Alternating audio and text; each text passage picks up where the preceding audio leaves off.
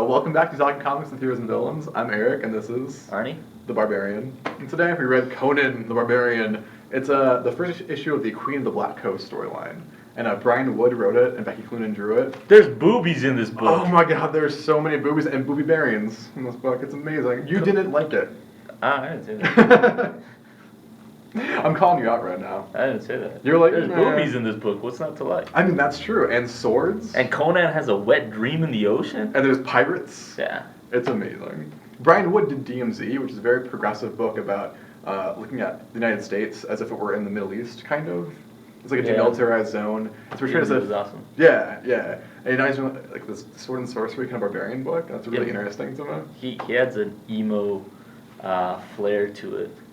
Yeah, or just like a stylized modern sensibility. It's kind of like he did a book called Northlanders, which was like a Viking story. Yeah, that's right. Where they use like modern colloquialisms to be like, "Hey, you mother effer," and they axe a guy, and it felt like they're more bikers and barbarians. Yeah, that wasn't as emo though as this.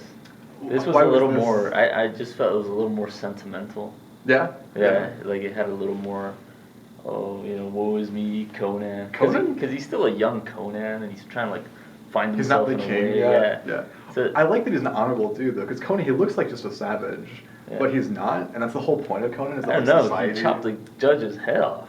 But he has a code of That's not- honor too. Very civil. Like- And he stole a horse. And he made some guys save him, but afterwards he's like, all right, now I'm honor bound to save you, and now he's helping them with their troubles, which he doesn't Yeah. have to do. I mean, he's basically a mercenary because he told him he'd go kill for him. Yeah, but he's doing it like he has this honor code, which I find really charming, and then a big brute kind of guy. Yeah, a big brute mercenary honor. And eventually he like becomes a king. Like he starts off as this kind of like crappy thief, Yeah. and then just like a fighter, and then he becomes a really just ruler because he was spat on his entire life for being like a lower class kind of guy. So he becomes he like was a slave before. yeah, and he becomes a king eventually. And he's like the best king of all time. That's how his story ends. And it's fun watching that like episode 1-ish Conan. I just kept picturing like Arnold in this, and I've never seen those movies, and you like dude, them. you should watch You're them. clearly They're inspired. awesome.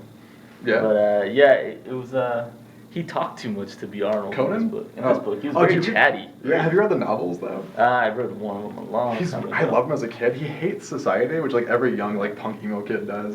Yeah, And he thinks that it's very emo. And he thinks that like people are dishonest, and even though they're civil to each other, they're Yeah. being fake. And to be truthful is to be like violent, and to like act on your base emotions. That's what reality is. He's savage. It's the Yeah. savage sword. But there's nobility in that, where there's no BS with him. Like he's never gonna lie to you. He'll tell you if he hates you. He'll kill you if he like wants to fight you.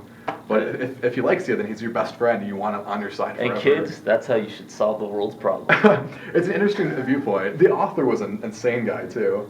Did I talk about him at all? Oh, Robert E. Howard? Yeah, that guy's awesome. Yeah, he's amazing. You should talk about him. He's like, Well, I mean, he was first of all, he was from Texas.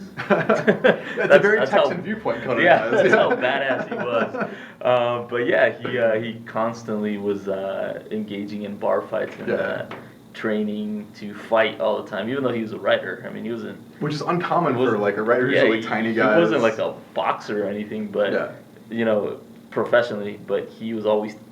taking on these bar fights and beating up people. He was very fearful too. Like he was beefy because he thought that he was going to be attacked for being a nerd. Yeah, he was always doing He's a big push-ups fantasy and D&D whatnot. kind of guy. Yeah, and when he'd walk home because he didn't have a car, he would just shadow box. Yeah. To show how tough he was, so that like bullies wouldn't attack him. And eventually later on in life, he got a gun and he would arbitrarily fire off shots as he was walking to show folks that he was armed because he was just terrified of being beaten up. And I guess he was almost blind, but he didn't wear his glasses. In case there was a fight. Yeah, because he thought that if he got punched, that the glasses go through his brain. Yeah. So he was just blindly shooting. He was insane. Well, I think he had some sort of, I don't know, but this is just my speculation. Yeah.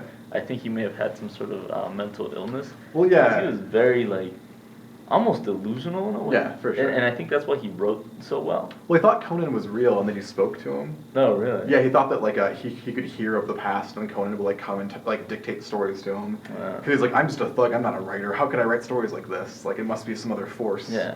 And his best friend was H.P. Lovecraft. Yeah. And they never physically met. They were just pen pals. And they died, within months of each other. Yeah, and he killed himself. Yeah, Howard. which is kind of I hate to say bittersweet, but for such a big, tough, violent guy that Robert E. Howard was, he really was a mama's boy.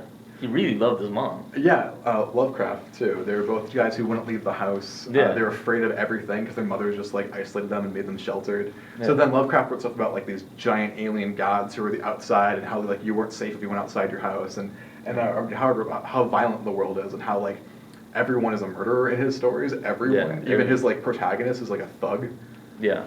So, And his mom though passed away. She was sick for a long time. I think she had some sort of cancer. I'm not sure, Yeah. but she was bedridden for a long time, and then eventually she passed away. And he went into his room, wrote a short like little poem or line on his typewriter. Yeah. Grabbed his gun and then went and shot himself. Yeah, and he watched her kind of like wilter and fade away through cancer. And it's Yeah. like he was obsessed with strength. He made himself like this big, giant Arnie of a man to not have to be like that. Yeah. And, Yeah. and he ended up just killing himself, and I think he was in his 20s actually. Yeah, it's really sad. Yeah, he wasn't out of his 20s when that happened, and Yeah. it was really sad because he had a lot of talent. And the cool thing is that he felt unappreciated, and like that's why he like ended his life. But like he's still beloved to this day. Like they're making comic books about him and Yeah. movies and toys and stuff. And like he was an amazing talent who shouldn't have given up that early. And it's Yeah. cool to see his stuff still alive. Yeah. Yeah, and this book I really enjoyed. I think it's a very fresh take on the material. For a character that's been around forever, it's fun to see him kind of like contemporary and like you said, emo-ish. And Yeah, it's a modern take on him. Well, it has a like I said, I don't think I can see Arnold in this Yeah. particular Conan Yeah. revival because it has a lot of feeling, like it has a lot of Yeah. sensitivity, I guess would be in a way. Yeah, and there's still violence, but it's motivated by emotion and not just violence for violence's sake, which is Yeah. the most like exciting kind in fiction. Yeah, if Conan could cry, he would in here, but he doesn't, so he chops heads off. Yeah, he cries tears of blood, but it's his opponent's blood, not his. Yeah. He was the original Chuck Norris. Yeah, that's true. So if you want to check out Chuck Norris with a sword, check out this book. And let us know what you think at facebook.com/Heroes and Villains Tucson. Or Twitter at... H&B Comics. Yeah, yeah. So go swing those swords, ladies and gents.